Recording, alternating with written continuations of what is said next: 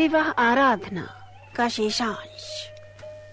और फिर उधार के तौर पर मांगकर पहन लेती है, जैसे वह प्रेमी के द्वारा दी गई भेंट हो। वह उन सभी गहनों को पहनती है जो प्रेमी ने उपहार के रूप में दिए हों। अगर घर में किसी और लड़के से विवाह की बातचीत हो रही हो तो उदास हो जाती है और उनसे बात तक करने से घृणा करती है।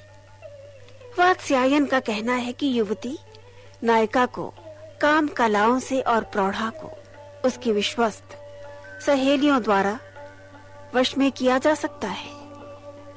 नायक को चाहिए कि नायिका के प्रेम सूचक भावों और संकेतों को पहचानकर पाने की कोशिश करे। कभी कभी ताश, शतरंज आदि खेलते खेलते उसका हाथ पकड़ ले ताकि वह उससे प्रेम ज्यादा करने लगे। मौका मिलने पर आलिंगन भी करे। नायक को सिनेमा व नाटक आदि में अपनी प्रेमिका के पास बैठना चाहिए, उसके अंगों को स्पर्श करना चाहिए, उसके पैर की उंगलियों को रगड़े, धीरे धीरे शरीर के अन्य अंगों का स्पर्श करे। जब प्रेमी को विश्वास हो जाए कि उसकी प्रेमिका उस पर पूरा विश्वास करती है, तब बीमारी का बहाना करके उसे बुलवाना चाहिए। उसके आने पर सिर दर्द का बहाना कर सिर दबवाना चाहिए। सिर दबाते समय उसके हाथों को चूमना, चाटना चाहिए।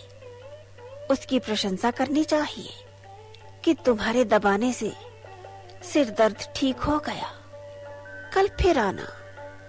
इसी प्रकार आपस में मेल बढ़ाना चाहिए। धीरे धीरे और लड़कियों को भी इकट्ठा करना चाहिए ताकि वह देर तक रुक सके, परंतु बातचीत करते समय किसी से ज्यादा समय तक बात नहीं करे, वरना प्रेमिका का प्रेम समाप्त हो जाएगा। वात्स्यायन का कहना है कि यज्ञ, विवाह, यात्रा, नाटक आदि के मौकों पर जो लड़की नायक के सामने प्रेमा भाव और कर्तव्य चेष्टाएं व्यक्त करती है, उसे एकांत में अकेले मिल जाए तो वह संभोग के लिए तैयार हो जाती है और कभी विमुख नहीं होती। लड़की के कर्तव्य ऊंचे कुल, सुंदर और काम कलाओं में प्रवीण होते हुए भी गरीब हो, दूसरे सभी गुण होने पर भी ऊंचे कुल में पैदा न हुई हो, माता पिता के रहने के कारण मामा के घर पली व बड़ी हुई हो, जवान होने पर भी शादी नहीं हुई हो। ऐसी परिस्थितियां पैदा होने पर वह लड़का स्वयं चुने, परंतु अपना चुनाव करते समय ध्यान रखे कि लड़का या तो बचपन का साथी हो या ऐसा हो जो धन दौलत और बिरादरी की परवाह करे बिना शादी करने को तैयार हो जाए। प्रेमिका को कभी कभी प्रेमी के घर पर जाना चाहिए और उसे उसकी इच्छा अनुकूल वस्तु उपहार स्वरूप देने चाहिए। इससे प्रेम बढ़ता है। प्रेमी से घुल मिलकर बात करनी चाहिए। काम इच्छा के उत्तेजित होने पर भी उसे स्वयं नायक के साथ संभोग की इच्छा प्रकट नहीं करनी चाहिए। ऐसी परिस्थिति में प्रेमी उसको छोड़ सकता है। यदि प्रेमी स्वयं इच्छा प्रकट करे तो प्रेम पूर्वक स्वीकार कर लेनी चाहिए। पूरा विश्वास हो जाने पर उसे नायक के साथ संभोग के लिए तैयार हो जाना चाहिए। जब वह कुमारीपन से निकलकर नायक को पति के रूप में प्राप्त कर ले तो वह इस बात को अपने संबंधियों में प्रकट कर दे कि उसने नायक से गंधर्व विवाह कर लिया है। वात्स्यायन का कहना है कि कन्या से कई नायक विवाह की इच्छा प्रकट करें तो उसे सुंदर, आश्रय देने वाले, आज्ञाकारी और उसकी रक्षा करने वाले के साथ विवाह करना चाहिए। कई स्त्रियों के प्रेमी से विवाह नहीं करना चाहिए क्योंकि उससे स्वप्न में भी सुख मिलने की आशा नहीं होती, क्योंकि ये लोग अपने मन के मुताबिक चलते हैं। कन्या को कामी, परिस्त्रीगामी, घमंडी, शेहीबाज, जुआरी, बहुपत्नीक और कई बच्चों वाले पुरुष से शादी नहीं करनी चाहिए। गुण साम्ये अभ्योग तृष्णाए को वरीयता वरह तत्राभ्योक्तरी श्रेष्ठियम अनुरागात्मक को ही सह। वात्स्यायन कहते हैं कि विवाह की इच्छा रखने वाले सभी नायक अगर एक से ही गुणों वाले हों तो कन्या नायिका अपनी प्रकृति और स्वभाव के अनुकूल प्रेमी वर चुने, क्योंकि ऐसे विवाह का आधार प्रेम ही होता है जो सब गुणों से ऊपर है।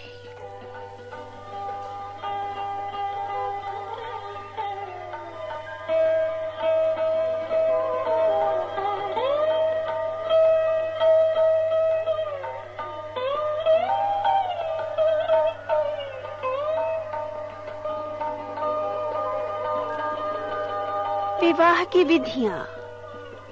विवाह की 8 विधियां हैं। उनमें से 4 प्रकार के विवाहों अर्थात बाह्य, प्राजापत्य, आर्ष और दैव्य में स्वयं को प्रयत्नों की विशेष आवश्यकता नहीं होती। बाकी 4 गांधर्व, आसुर, पैशाच और राक्षस में स्वयं को प्रयत्न करना पड़ता है। कन्या को अनुरक्त करने की चेष्टा करनी पड़ती है। गांधर्व विवाह, जिस कन्या के लिए यत्न या परिश्रम करना पड़े अथवा जो कन्या स्वयं वर चुनने में लगी हो, उसके साथ गांधर्व विवाह करके उसे अपना लेना चाहिए। यदि नायिका पूर्ण रूपेण तैयार हो तो एकांत स्थान पर ले जाकर किसी ब्राह्मण के घर अग्नि लाकर उसके चारों ओर कुशा बिछाकर अपनी कुल परंपरा के अनुसार होम करे। इसके पश्चात वर वधू अग्नि के समक्ष परिक्रमा करे। इस प्रकार विवाह हो जाने पर कन्या के माता पिता को विवाह की सूचना दे देनी चाहिए। विवाह के पश्चात उस नवविवाहिता कन्या का कौमार्य संभोग क्रिया द्वारा भंग कर देना चाहिए और विवाह की सूचना अपने रिश्तेदारों को दे देनी चाहिए। अगर लड़की शादी करने को तैयार न हो तो किसी को बिचौलिया बनाए और उसको किसी एकांत स्थान पर बुला ले। फिर किसी ब्राह्मण विद्वान के घर से अग्नि लाकर उसे साक्षी मानकर विवाह संस्कार कर लिया जाए। पैशाच विवाह, अष्ट से चंद्रिका आदि त्योहारों पर जबकि स्त्रियां सारा दिन उपवास करती हैं और शाम को भोजन करती हैं, नायक के कहने से लड़की की सहेली यानी उसकी आया की पुत्री उसे मदिरा वगैरह पिलाकर किसी काम के बहाने संकेत स्थान पर ले जाया करती है जहां नायक पहले से ही मौजूद हो। वहां लड़की को और मदिरा पिलाकर नायक उससे संभोग करे और उसके कौमार्य को भंग कर दे। फिर अग्नि को साक्षी मानकर विवाह कर ले। इस प्रकार के विवाह पैशाच विवाह कहलाते हैं। राक्षस विवाह, जब लड़की किसी दूसरे गांव या बाग वगैरह में जा रही हो तो नायक अपने अनुचरों के साथ जाकर उसके रक्षकों को डरा धमकाकर या मार पीट कर लड़की को जबरदस्ती उठाकर ले आए और पूर्ववत विवाह कर ले। इस तरह के विवाह को राक्षस विवाह कहते हैं। गांधर्व विवाह की श्रेष्ठता। विवाह का फल प्रेम है। गंधर्व विवाह पुरुष और कन्या के आपसी प्रेम पर टिका है। टिप्पणी, कहीं पर गांधर्व लिखा है और कहीं पर गंधर्व लिखा है। जैसा पुस्तक में लिखा है वैसा ही पढ़ा गया है। इसलिए चाहे इस मध्यम श्रेणी की विधि में ही जाना जाता है तो भी वह पूज्य और प्रतिष्ठित विधि है। परस्पर प्रेम के कारण गांधर्व विवाह से सुख मिलता है। इसके लिए वर का चुनाव और झूठे सच्चे दिखावे जैसे कष्टदायक रीति रिवाजों की भी आवश्यकता नहीं होती। इसलिए यह विधि सर्वश्रेष्ठ विधि है। स्वयंवर, इसमें कन्या अपने माता पिता की सहमति से आए हुए उम्मीदवारों में से किसी एक के गले में वरमाला डालकर उसे अपना पति स्वीकार करती है।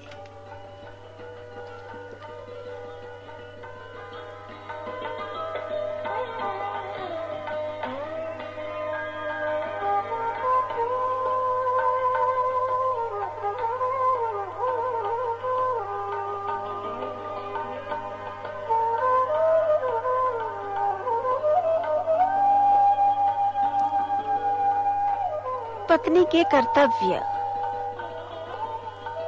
तद्वृत्तं नुवर्तेत नायकस्य हितैषिणी कुलयोषा पुनर्भूर्ववेश्या वाप्येकचारिणी। विवाहिता पत्नी हो, पुनर्भूर्वा अर्थात विधवा रखैल हो, या एकाचारिणी वेश्या हो, अपने पति का हित चाहने वाली और उसके समूचे प्रेम को पा लेने की इच्छा रखने वाली स्त्री को शास्त्र में कहे गए आचरण का पालन करना चाहिए। वात्स्यायन ने पति को प्रसन्न तथा अपने ऊपर मुग्ध रखने की विधियां बताई हैं। वे इस प्रकार हैं। 1.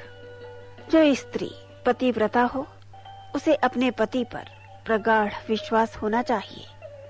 उसे चाहिए कि पति को देवता समान समझे, अपने सभी कार्यों को पति के अनुकूल बनाए। पतिव्रता को अपना घर साफ और पवित्र रखना चाहिए। प्रत्येक वस्तु को उचित तथा निर्धारित स्थान पर रखे। दोनों समय संध्या हवन करे। पतिव्रता को भार्याधिकारिक का नाम दिया है। वात्स्यायन विवाहित स्त्री के शुभ चिंतक प्रतीत होते हैं। आचार्य गोनरदीन का मत है कि पति को प्रसन्न करते तथा उसके मन को वश में करने के लिए इससे बढ़कर श्रेष्ठ उपाय कोई नहीं, अगर वह ऊपरी यानी अभी जो बताए गए तरीके अपनाती है। 2. पत्नी को चाहिए कि बड़े लोगों को, नौकर चाकरों को, पति की बहनों को तथा प्रत्येक ननदोई को यथोचित सम्मान प्रदान करे। 3. पत्नी को चाहिए कि वह अपने घर की वाटिका में शुद्ध बीजों को बीजकर पौधे लगाए। ईख, जीरा, धनिया, सरसों, अजवाइन, सौंफ, तमाल आदि के पौधों को लगाए। कुब्जक, आंवला, चमेली, कुरंटक, नवमल्लिका, तगर, नंद्यावर्त आदि के पौधे एवं अन्य नाना प्रकार के अत्यधिक पुरुषों वाले पौधे जैसे खस, पातालिक आदि के पौधों को तथा फूल फलों एवं छाया वाले पेड़ों को लगवाने की व्यवस्था अवश्य करे। प्रत्येक पेड़ पौधों के लिए सुंदर गमले बनाने चाहिए। वाटिका के मध्य में बावड़ी, जलाशय आदि बनाने चाहिए। 4. पतिव्रता स्त्री को चाहिए कि भिखारिन, जादू टोना करने वाली, साधुनी, भिक्षुणी, व्यभिचारिणी, हस्तरेखा देखने वाली, जादू टोना करने वाली औरतों से मेलजोल न रखे। 5. पत्नी को प्रयत्न करना चाहिए कि खाने में पति को कौन कौन सी वस्तुएं प्रिय हैं और किस किस समय क्या चीज उसे पसंद नहीं है। पत्नी को यह भी जानना चाहिए कि किस समय पति के लिए कौन सा पदार्थ हानिकारक और कौन सा लाभदायक है। 6. बाहर से आते पति का स्वर सुनकर कमरे से बाहर निकलकर आंगन में आशर पत्नी को चाहिए कि पति से पूछे, क्या सेवा करूं?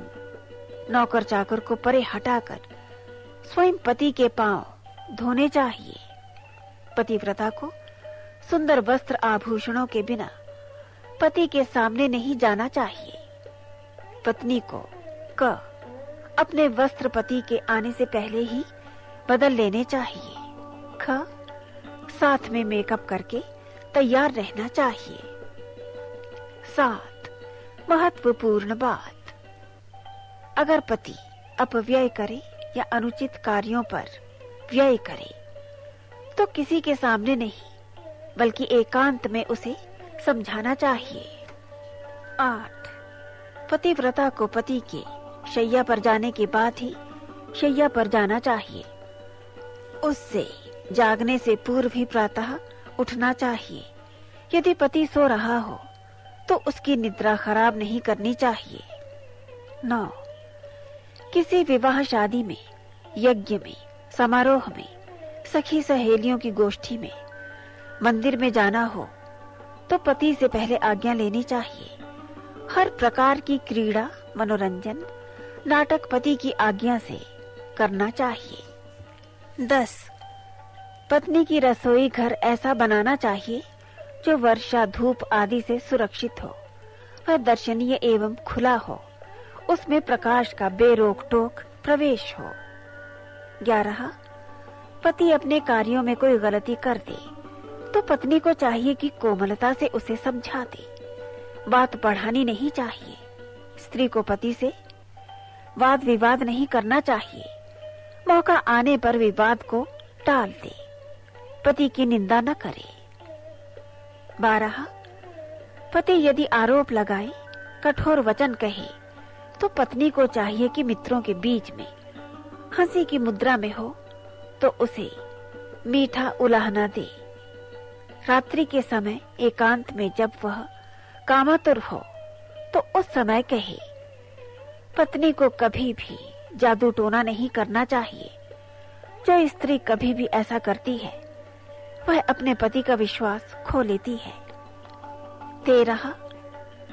पतिव्रता नारी अपने प्रियतम पति से कटु शब्द न कहे, बुरी तरह उसकी ओर न देखे, उससे टेढ़े मेढ़े मुंह बनाकर बात न करे, द्वार पर खड़ी होकर इधर उधर न देखे, फुलवाड़ी में या एकांत स्थान पर खड़ी होकर पुरुष से बातें न करे।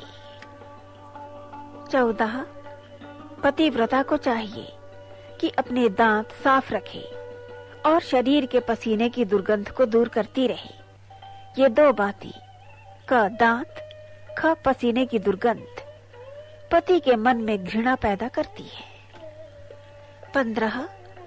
पतिव्रता पत्नी को चाहिए कि पति के साथ जब बाहर जाए तो क अच्छे कपड़े पहने, ख गहने पहने, ग फूल धारण करे, ख पाउडर क्रीम आदि लगाए, ज अनेक प्रकार के अंगरानी से अंगों का श्रृंगार करे।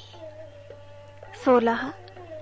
जब घर में पति से विहार करना हो व अपनी बगिया में उसके साथ बैठना हो तो भारी साज श्रृंगार की आवश्यकता नहीं। उस समय पत्नी क स्वच्छ वस्त्र, ख महीन वस्त्र, ग हल्के भूषण पहने, घ सुगंधित एवं चंदन लगाए, ड़ स्तनों के अगले भाग पर खसखस, च सफेद हल्के रंगों के फूल धारण करे। 17. नियम, धर्म या जाति, समाज या देश के कारण कोई व्रत करने का निश्चय करे तो पतिव्रता को चाहिए कि वह स्वयं भी उसके साथ व्रत रखे।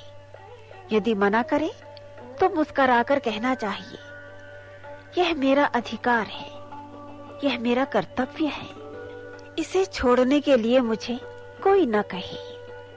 18. पत्नी का कर्तव्य है कि तिट्टी, बेंत, बांस, चमड़े, लोहे, तांबे आदि की वस्तुएं और पात्रों को आवश्यकता के अनुसार उचित मूल्य पर खरीद कर लाए। 19. पत्नी घर में लवण, घी, तेल, सुगंधित पदार्थ, गरम मसाले, बर्तन, भांडे, दवाइयां आदि पदार्थ उचित स्थान पर रखे जिससे वे सुरक्षित रहें। 20. मूली, पालक, आलू, लहसुन, प्याज, कद्दू आदि सब्जियों तथा दवाइयों के बीजों को प्राप्त करके संभाल कर रखना चाहिए। जब बोने का समय आए तो उन्हें बोने की व्यवस्था होनी चाहिए। उसे चाहिए कि घर की बहुमूल्य वस्तुओं, अपने मन के रहस्यों और पति के दोषों को छिपाकर रखे और उन्हें किसी पर प्रकट न होने दे। 21. समान आर्थिक स्थिति होने पर नारियां अपने हाथ के कला कौशल से, स्वच्छता से, खाने पकाने की कुशलता से, सबका आदर सम्मान करने की विधि से तथा नौकर चाकरों से काम लेने की योग्यता से औरों की अपेक्षा अपने घर को अधिक सुंदर, समृद्ध एवं आकर्षक बना लेती है। 22.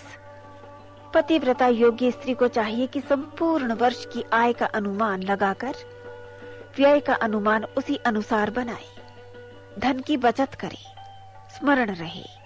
अंधाधुंध खर्चे करने से परिवार की अर्थव्यवस्था बिगड़ जाती है। 23.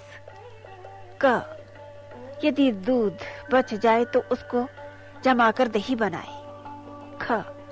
दही से मक्खन और घी बना ले। तिल बचे तो तेल बना ले, ईख बचे तो गुड़ बना ले। वह कपास का सूत काटे, सूत का कपड़ा बुने या जुलाहे से बनवा ले। घर में काम आने वाले छींके, दोने, रस्सी आदि नहीं फेंकने चाहिए। चावलों को धोना, भूसे करनी एवं बुझे कोयलों का उचित उपयोग आदि पत्नी के कार्य हैं। 24. पत्नी को अपने यहाँ काम करने वाले नौकर चाकरों के कर्तव्य, वेतन तथा भरण पोषण आदि का ज्ञान रहना चाहिए। कृषि एवं पशु पक्षी की देखभाल उसे करनी चाहिए। 25. भेड़, मैना, मुर्गी, तोता, बटेर, कोयल, मयूर, वानर, हरिण आदि पाले हों तो उनकी देखभाल उसे ही करनी चाहिए। उसे प्रतिदिन के आय व्यय का लेखा जोखा रखने की विधि जाननी चाहिए। 26. पति के उतारे हुए फटे पुराने कपड़ों को इकट्ठा करना, उन्हें सीकर तथा नाना प्रकार के रंगों में रंग कर परिश्रम से काम करने वाले परिचारकों को सम्मान अर्थ या कृपा दर्शन अर्थ देना या उन वस्त्रों का अन्य किसी काम में उपयोग हो तो वैसा करना पत्नी का कर्तव्य है, जैसे रुमाल, तकिए के गिलाफ, बच्चों के वस्त्र बनाना आदि। 27. पति के परदेश चले जाने पर जब पति परदेश में हो तो पत्नी केवल वही जेवर पहने जो एक सुहागिन स्त्री के लिए है। पति के कल्याण के लिए उसे देवी देवताओं की पूजा करनी चाहिए, व्रत वगैरह करने चाहिए। पति का कुशल समाचार जानने की इच्छा होने पर भी उसे घर के कामकाज का पहले की तरह ही प्रबंध करना चाहिए, जैसे 1. सास के पास सोना, 2. घर के बड़े बूढ़ों की आज्ञा में रहना, 3. पति की व्यवस्था अनुकूल धन इकट्ठा करना चाहिए, 4. उधार दिए हुए धन को वापस लेने की कोशिश करनी चाहिए, 5. पति के शुरू किए हुए कामों को जी जान से पूरा करने की कोशिश करनी चाहिए, 6. घर का खर्च ठीक ढंग से चलाना चाहिए, 7.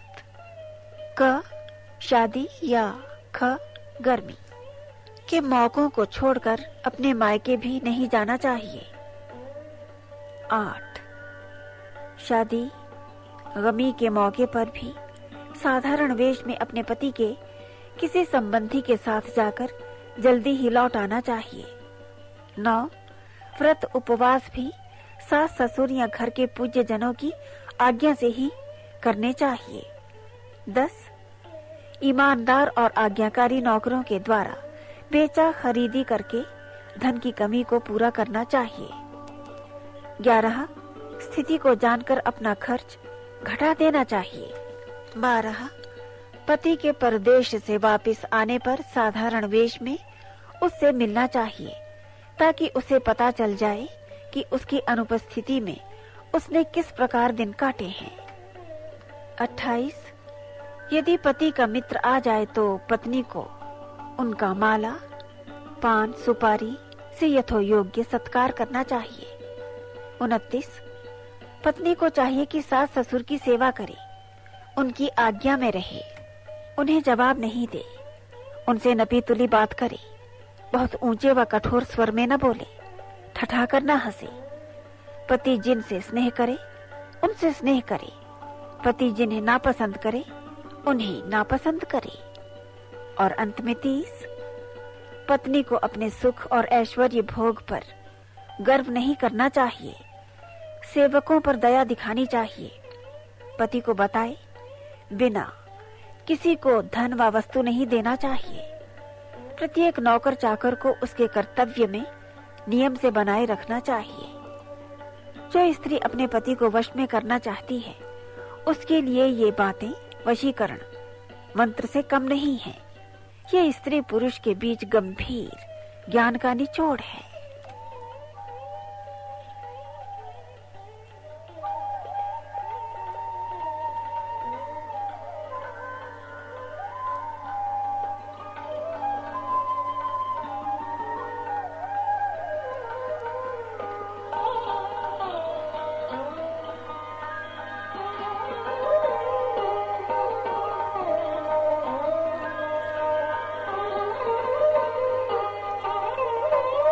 रसिक नायक और परनारी। अर्थ और काम की प्राप्ति के लिए परनारी गमन और केवल काम शांति के लिए वेश्या गमन किया जा सकता है। परनारी गमन करने के पहले ये बातें अच्छी तरह समझ लेनी चाहिए। 1, अमुक नारी आसानी से मिल सकती है या नहीं। 2, वह किसी शास्त्र वर्जित वर्ग की तो नहीं। 3, उसके साथ रहने पर कुछ धन मिल सकता है या नहीं। 4, उसके लिए मन में इतना प्रेम या लगन है कि उसके ना मिलने से प्राण चले जाएं वगैरह। 5, उसके समागम में कोई दोष तो नहीं। अगर पर नारी के लिए पुरुष की हालत मरने की सी हो जाए तो केवल प्राणों की रक्षा के लिए ही उससे संभोग किया जा सकता है। इस प्रकार काम की हालत इस तरह है। 1, दिन रात उसी के बारे में सोचने से नींद न आती हो। 2, उस स्त्री के प्रेम में पागल हो गया हो। 3, उसके वियोग में कभी कभी मूर्छित हो जाना। 4, उसके लिए मन में आसक्ति भाव का स्थायी होना। 5, स्त्री पहली बार देखने से अनुराग या आसक्ति भाव का पैदा होना। पर नारी गमन करने के पूर्व उसको देखकर इन गुणों का पता लगा लेना चाहिए। 1, उसकी आदतें। 2, उसकी सच्चाई। 3, उसका चरित्र। 4, उसकी प्राप्ति। और 5, उसकी कामेच्छा की प्रबलता। स्त्री धर्म और अधर्म की परवाह नहीं करती। इसके साथ ही उसे यह ख्याल रहता है कि कहीं उसका प्रेम रहस्य प्रकट न हो जाए और उसका पति उसे घर से निकाल न दे। यही कारण है कि प्रेम और कामुकता का भाव जताने पर भी किनारा कर लेती है, चाहे मन से कितनी भी काम पीड़ित क्यों न हो। इस कारण पुरुष को उसके लिए ठोस कदम उठाने पड़ते हैं। इसलिए यह कहा जाता है कि पुरुष आसानी से मिलने वाली स्त्री को खास महत्व नहीं देता और कठिनाई से मिलने वाली स्त्री से उसका आकर्षण और उत्कंठा बहुत ज्यादा होती है। कुछ बातें हैं जिनके कारण स्त्री अपने पति के सिवाय और किसी पर पुरुष की तरफ नहीं झुकती, जैसे 1, बड़ी उम्र हो जाने के कारण। 2, किसी गहरे सदमे के कारण। 3, नायक की तरफ से संदेह के कारण। 4, छोटे छोटे बाल बच्चों के कारण। 5, पति प्रेम के कारण। 6, पति के हमेशा साथ रहने के कारण। 7, प्रेमी के किसी और से प्रेम हो जाने की आशंका के कारण। 8, इस भय से कि पता लग जाने पर पति सख्त बदला लेगा। 9, कहीं किसी तरह अपने कारण प्रेमी का शारीरिक या आर्थिक अनिष्ट हो जाने के कारण। 10. रिश्तेदारों को मालूम हो जाने पर घर से निकाले जाने के भय के कारण। 11. इस संभावना के कारण कि कहीं प्रेमी परीक्षा के लिए पति द्वारा भेजा हुआ ही न हो। 12. धार्मिक वृत्ति होने के पाप या अधर्म न करने की भावना के कारण। अभी बताए गए कारणों को जानकर स्त्री में से उनको दूर करना चाहिए।